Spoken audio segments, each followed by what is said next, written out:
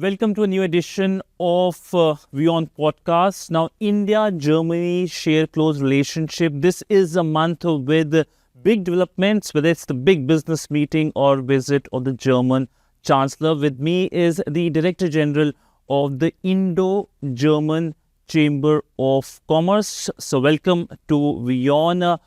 My first question to you is about the big business meeting, the Asia-Pacific German business meeting, which is going to happen here in Delhi. How significant it is, if you can talk in details about the participation of the German side. Yeah, the Asia-Pacific Conference of the German Business is a conference that happens every 2 years, and it travels from one Asian capital to the other Asian capital, and it is co-organized by the Asia-Pacific Association of the German Industry and the Federal Ministry of Economy and Climate Action. So it is co-chaired by our Minister, Robert Habeck, and by the APA chairman, who is currently Siemens CEO Roland Busch. And basically every 2 years, we invite up to 800 delegates from government, from the industry, from Germany, in this case, of course, now primarily India, but the whole Asia-Pacific Indo-Pacific region, and the idea is really to provide a platform where we bring industry representatives from Germany to the region to speak about the region and also, of course, the global challenges that we see right now. So, and it goes across all sectors, company sizes, and that's a 2-day conference that we organize. And as Indo-German Chamber, we are the local co-hosts. So we are basically the organizational force on the ground to make sure that everything works out well. Director General Halusa, my second question to you is about the conference. Is the last time the meeting happened in Singapore? When it comes to choosing Delhi as the location of this meeting, why India and why Delhi? If you can talk about that. I think that's almost obvious, I would say. We decided that already 2 years ago. And that was in the context of the geopolitical developments that we saw back then, but also, of course, of the business necessities, the business potential for the German industry. So we pitched in as the Indo-German Chamber for Delhi, and we picked Delhi right away because, I mean, now is the time to be in India as the German industry. Now is the time to really understand the market, to understand what is happening, where is the potential. So this is why we selected India for the 2024 edition of the conference. Now is the time to be in India. That's an important statement by you. Now, essentially, how do German businesses see India as a destination for investment? We do a survey every 2 years, recently even every year, to understand what is the motivation of German companies to invest in India. And right now, I think a lot of that has to do with the numbers. India by now is the 5th largest economy in the world.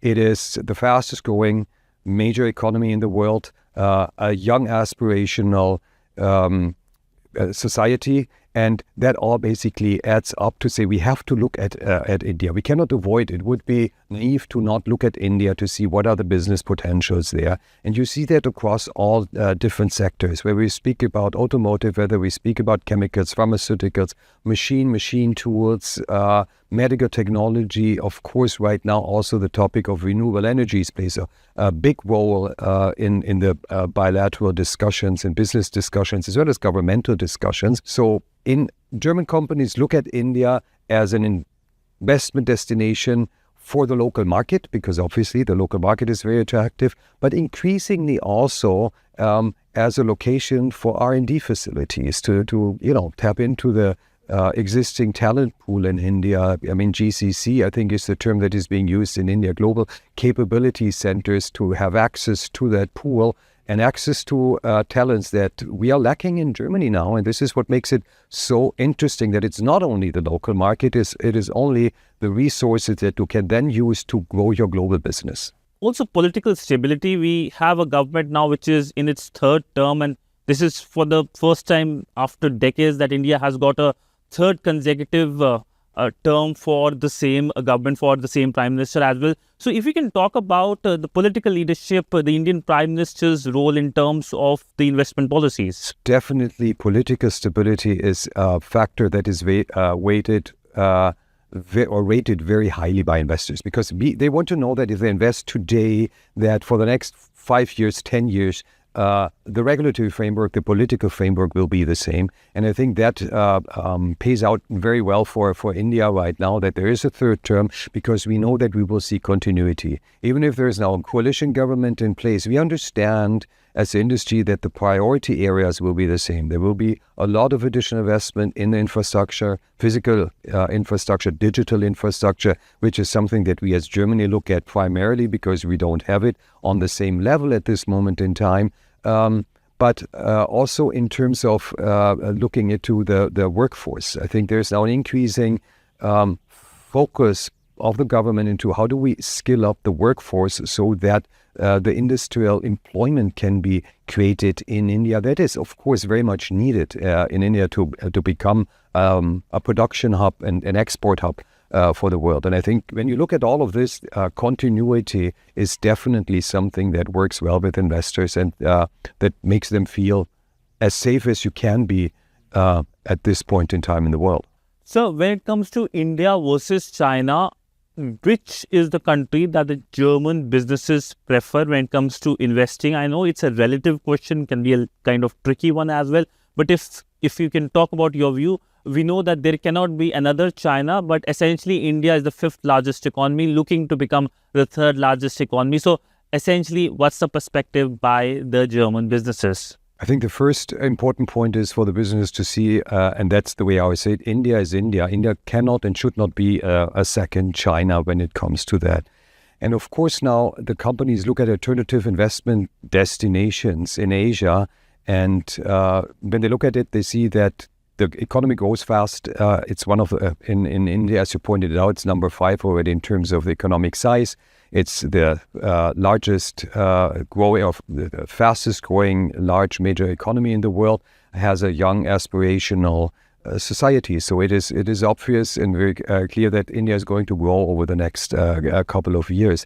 And I think now is the time for the German companies who have been focusing on investments in China for quite some time to look at India, and they're doing it. We can see, and we get contacted by many companies, also smaller companies, medium-sized companies in Germany, who are now seeing that there is something happening in India and that they want to be a part of it. And this is why they are reaching out, and they want to understand what is happening in India. And this is what we try to guide them through and say, India, the official policy is, of course, that India wants to become an industrial production hub and export hub in many areas. And this is an opportunity for German companies to become a part of it. And in that sense, of course, on the regulatory side, it is important that the whole process of importing goods and components and raw materials, processing them in India and then exporting them to the target markets is one smooth process to make it easier for the companies to operate in India. And I think this is on that side something that is important. And then, of course, building up the ecosystems that are required to be successful in this space. So it's the suppliers, it's the machinery that you need.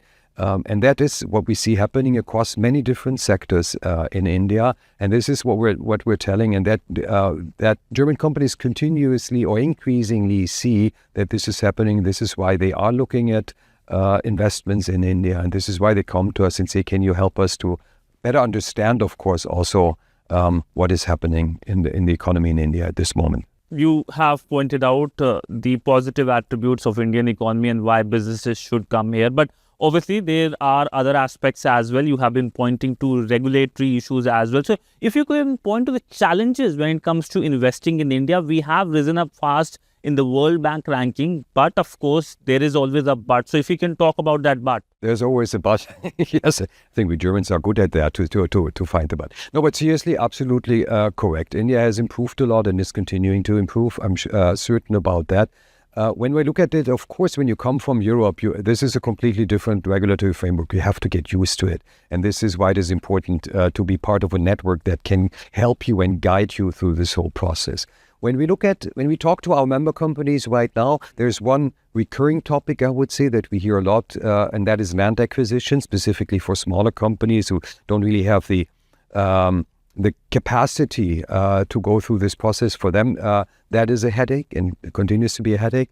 And the other topic right now is really technical barriers of trade. I mean, harmonization of standards, because now there's an increasing number of quality control orders that are being released and announced by the Indian government, and that of course goes along then with the requirement to go through a certification auditing process in accordance with the Bureau of Indian Standards, which is not an unusual process. But we need to give the companies time to go through this. And of course, one topic that we would like to see, whether or not with the FTA, or if it's not within the FTA discussions, then outside of it, is harmonization of standards, because that would help the companies a lot in terms of ease of doing business, that you do not have to go through a separate certification, that there is a mutual recognition of standards, because that will reduce the efforts of the companies in product development and process development, that will reduce cost. At the end of the day, it will help the competitiveness of the Indian industry. So this is, I think, also one area that we are in good discussions with the Indian government, where we also would like to point out what would be alternatives. How can we help the companies? We understand there are some issues, of course, related to consumer protection, and all of that, of course, has to be taken care of. But how can we take this forward? Again, with the competitiveness of the industry in mind. You mentioned about FTA, and this is something, the India-European Union FTA, this is something that has been going on. And I mean, I was in college, I am now in the job market, but it's still happening, and everyone is hopeful that it will happen one day. Now, talking about the German perspective, what are the issues perhaps from the German side? What do they want when it comes to this wider FTA, which, if it happens, will be something very significant geopolitically as well? It would be very significant. It would be, I think, a game changer in the business relationships between India and the European Union. Now, one side, of course, we have to see is that on the counterpart of India, we're talking about the European Union, not Germany, because trade pacts are part of the union responsibility. And that is a complex animal, I would say, because 27 countries have to give their mandate to the European Commission. Their mandate is, I think, from 2006. And this is, it's very wide. I mean, it includes a lot of topics like sustainability and also business and human rights aspects. And I think as a business, we would prefer to really address the most important topics that impact us as a business and as industries, and that is, again, tariffs and non-technical barriers of trade. And we would very much like to see that we can make progress here, and then, of course, maybe in a second step, also then reach out and see how we can align the other parts as well. But if we make it very complex, there is a great risk that we are seeing right now, is that progress is very, very, very slow, and we never come to that first point of really reducing tariffs and technical barriers, because that would have a positive impact on trade, and then you can move on. So I think from an industry perspective, it would be beneficial to see whether we can have a step-by-step approach in that process. You mentioned about the tariff barriers. Any specific expectations from the auto industry of Germany? Germany is known for its auto industry. India is a huge market. More access here in Indian markets. Is that one of the issues, do you think, between India and Germany, not just in the FTA aspect, but also in the wider aspect of the bilateral business relationship? The automotive industry is a key industry in Germany, has been for decades. And of course, they're very successful in many markets in the world. And I think, of course, opening up the markets, reducing tariffs would help a great deal, because that would increase the volumes. Volumes bring scale effects, so you can reduce your cost, and that would make it feasible to also produce in India, bring more models to India, give consumers flexibility to India. Prices would go down. So I think this is one thing, one aspect that we would very much like to see, that this can be opened up. And I think at the end of the day, again, it will be the consumers who benefit with lower prices. Mm-hmm. Especially, if I may add that, when we look at electric vehicles, because I think this is the next big challenge to make EVs competitive compared to combustion engines. And again, we're talking about scale, and that means opening up the market so that volumes can be sold and produced. EV is something that is another discussion, especially when it comes to European Union and China. But that discussion is for some other time. But coming back to India and German relationship, now essentially we know the German Chancellor is coming for the intergovernmental consultations as a business chamber.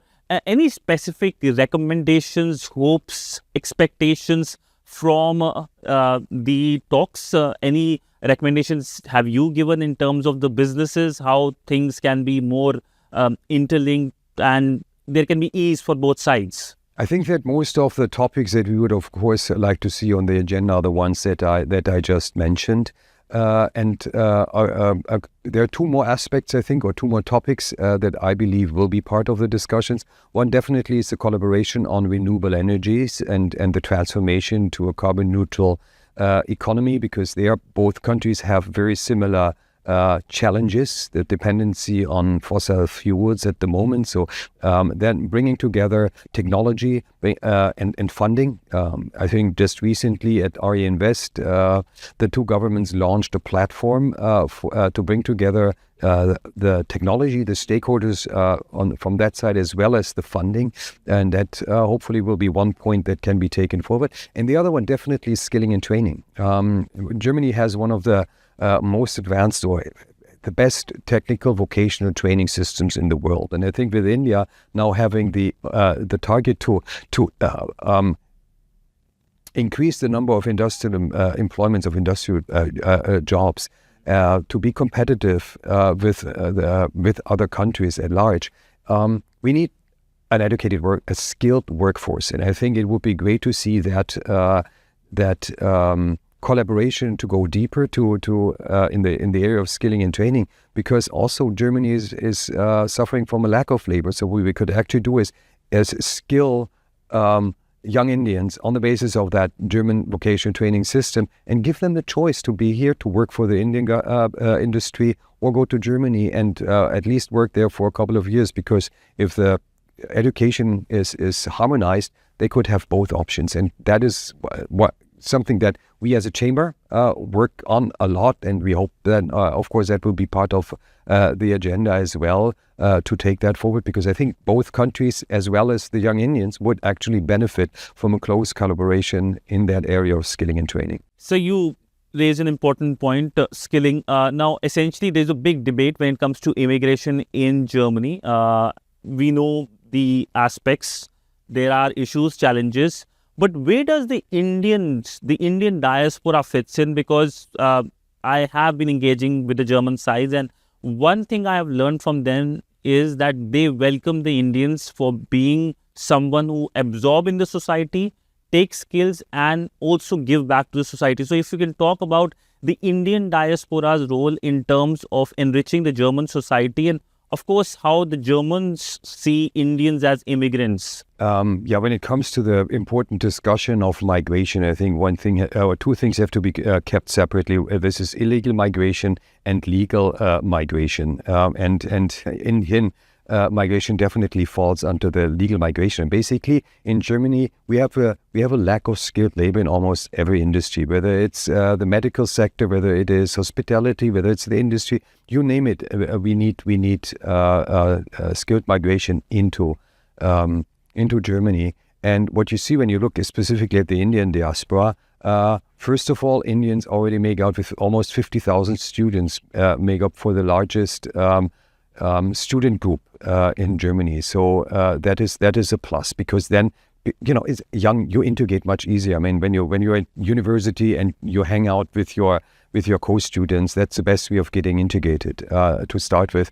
And then in general, I think there is in Germany, Indians are welcome. I mean, this is I think it's one of the best integrated non-European group of migrants in any aspects, and it's actually one of the when you look at the salary level, it's one of the best and most earning migrant group into Germany. So I don't think that there would be any objections from that angle at all. Now, certain fact-based questions. The presence of the German companies in India, if you can give details on that, and how much employment they are creating here in India, some details. We estimate, this is not a scientific number, we estimate that there's around 2,000 German companies in India.